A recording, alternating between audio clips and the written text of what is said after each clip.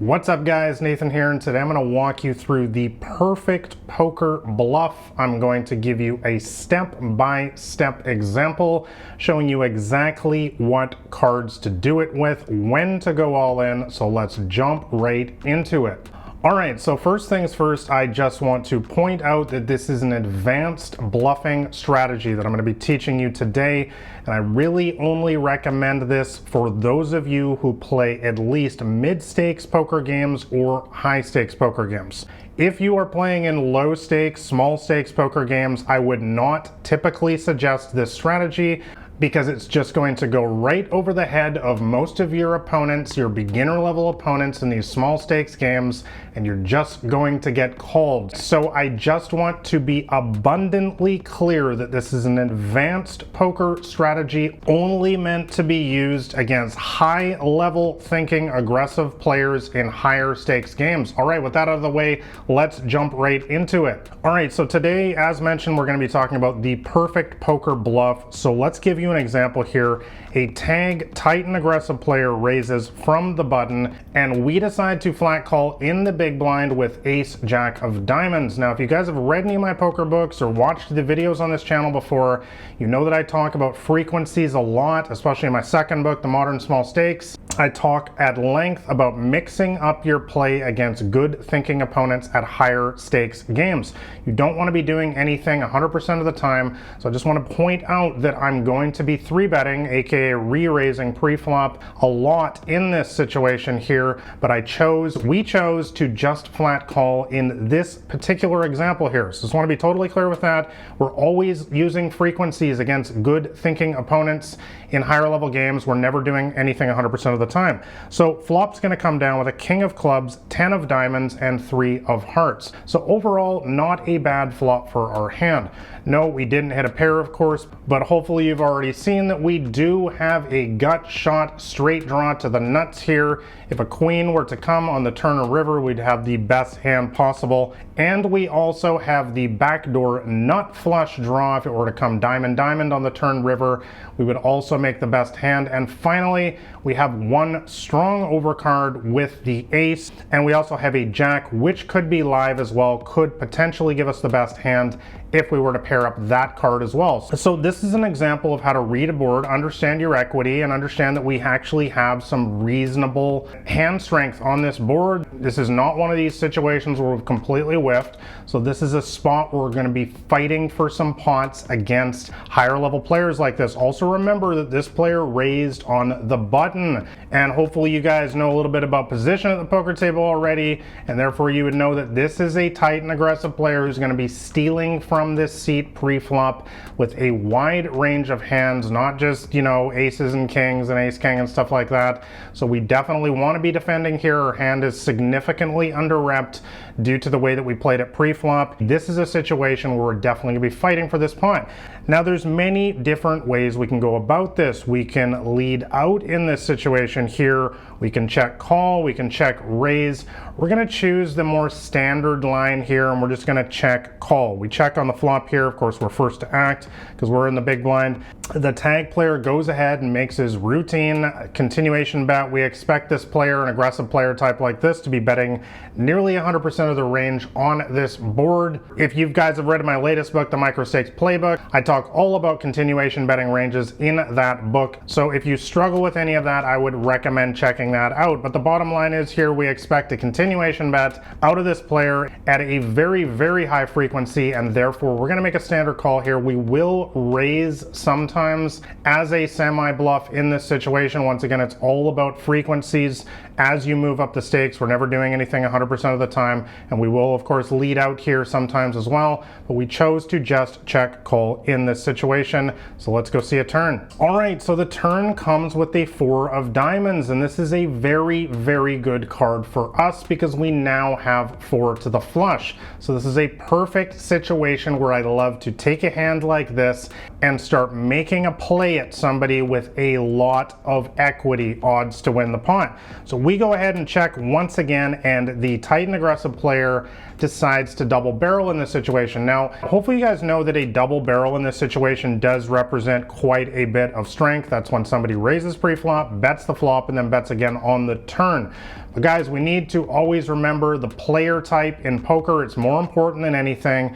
And versus this particular player type, we expect them to double barrel in this situation a lot of the time. And also remember the pre-flop action once again as well. This is what I call one of those late position battles where this player raised from the button, you know, again, wide range, trying to steal the blinds, and we defended from the big blind. So we expect this player to apply a lot of pressure in a situation like this and try to move us off our hand. So what should we be doing in a spot like this? Well, standard play is just a call here. We certainly have tons and tons of equity, but being out of position in this spot here, I love to spring the check raise a decent amount of the time in a spot like this, because this really applies a tremendous amount of pressure on a player like this, where we know, again, they're not going to have a particularly strong hand a lot of the time here, and therefore we're going to get a lot of folds right here. Now on the turn, it's also going to increase our overall level of aggression, which is always a good thing in poker. It makes you more difficult to play against. It keeps people constantly guessing, and it gets you more action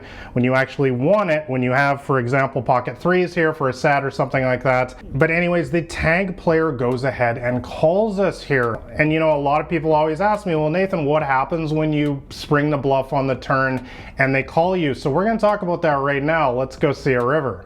All right, so river's gonna come down with the 8 of spades. Unfortunately, there's nothing there for us. This is a complete brick. We've completely missed everything. So this is the situation where a lot of people will give up. They'll say, well, I made my play on the turn. I tried to take this pot down and, you know, it didn't work. You know, I'm probably just going to get called now. So, you know, I'll just give up on the hand now. I'll cut my losses. But guys, let's challenge ourselves to think through this hand on a little bit of a deeper level. And let's see if there's maybe a little bit better play that we can make in this situation here. So spoiler alert, we're going to go all in here, and let's analyze the reasons behind that right now. When we decide to go all in on this river here, we're basically forcing this player to literally show up with one of 5 hands: pocket kings, pocket tens, king 10, 3-3, or 4-4. I'm going to discount pocket 8s here because I believe that that hand definitely would have folded by the turn after we check raise, and I'm also going to discount hands like king 3 and king 4 because I don't think those hands will be in this player's pre-flop opening range just because they're such junky hands. Remember, this is a tight and aggressive player. They do have some standards. Now, the other thing we need to remember is that this is a tight and aggressive player who raised pre-flop from where? The button. And what do we know about the button? We know that this is where most players have by far their biggest opening range. They're often trying to steal the blinds. So we know that this player has many, many other hands in their range that they cannot call a shove here with. Let's talk about a few of them. And again, I'm only going to be talking about the hands here that I think would have called our check raise on the turn. This is going to be hands like ace king, king queen, king jack, king 9, ace 10, queen 10, jack 10, queen jack, pocket aces, pocket queens, and pocket jacks. I think you guys get the idea here. There's a lot more hands here that this player could potentially be here on the river with that is probably not going to call a shove on this river. The other thing, guys, let's talk about some poker math for just a second here. We need to always remember that there are far more combinations of unpaired hole cards than there are of pocket pairs. Like I said, you know, we ran through the hands that are going to snap call us on the river here, and 4 of those 5, pocket kings, pocket 10s, pocket 3s, and pocket 4s, are pocket pairs. There's only 6 combinations, guys, of pocket pairs pre-flop. Whereas with unpaired hands, which is the long list that I just laid out for you there, starting with ace king and ending with queen jack. Okay, there's a couple pocket pairs in there, but unpaired hands like ace king, guys, there's 16 combinations of ace king before the flop, whereas again there's only 6 combinations of a hand like pocket kings. So what does all this mean without geeking out and getting too math nerdy here? It means that he's much more likely to have a hand like ace king or king queen or king jack than they are to have pocket kings or pocket tens or pocket threes. And finally, let's just put ourselves in this player's position here with a hand like ace king, king queen, king jack, all these hands that I just listed here. Ask yourself seriously, in this situation,